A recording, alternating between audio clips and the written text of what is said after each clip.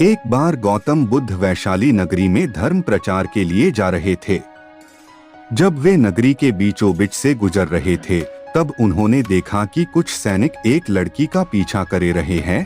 तभी वह डरी हुई लड़की एक कुएं के पास जाकर खड़ी रह गई और वह हांफ रही थी और प्यासी भी थी। तभी बुद्ध ने उस बालिका को अपने पास बुलाया और कहा कि वह कुएं से पानी निकाले और स्वयं भी पिए और उन्हें भी पिलाए। इतनी देर में वह सैनिक भी वहां पहुंच गए। बुद्ध ने उन्हें हाथ के संकेत से रुकने के लिए कहा। बुद्ध की बात सुनकर लड़की ने कहा, महाराज, मैं एक अछूत लड़की हूँ और मेरे कुएं से पानी निकालने पर जल दूषित हो जाएगा। तभी बुद्ध ने उससे फिर कहा, बालिका, बहुत जोर की प्यास लगी है, पहले तुम पानी पिलाओ।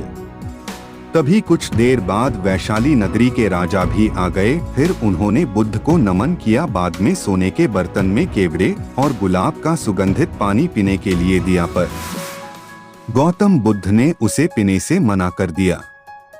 बुद्ध ने एक बार फिर बालिका से अपनी बात दोहराई। इस बार बालिका ने साहस के साथ कुएं से पानी निकाला और स्वयं भी पिया और गौतम बुद्ध को भी दिया। और पानी पीने के बाद बुद्ध ने बालिका से उसके भय का कारण पूछा।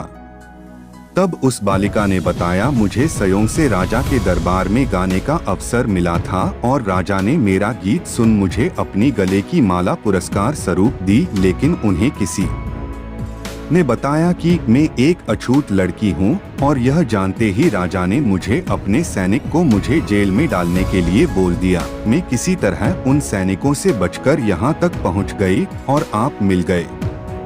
इस पर बुद्ध ने कहा कि सुनो राजन, मैं चाहता हूँ कि आप मेरी इस शब्द को हमेशा याद रखें।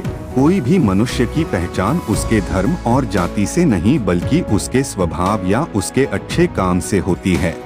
जिस बालिका के मधुर कंठ से निकले मधुर गीत का आपने आनंद उठाया, उसे पुरस्कार दिया, और जिसके कार्य इतने अच्छे हों वह अछूत हो नहीं सकती। और उस बालिका के साथ नीची सोच और छोटे कार्य करके अछूत होने का परिचय तो आपने दिया है।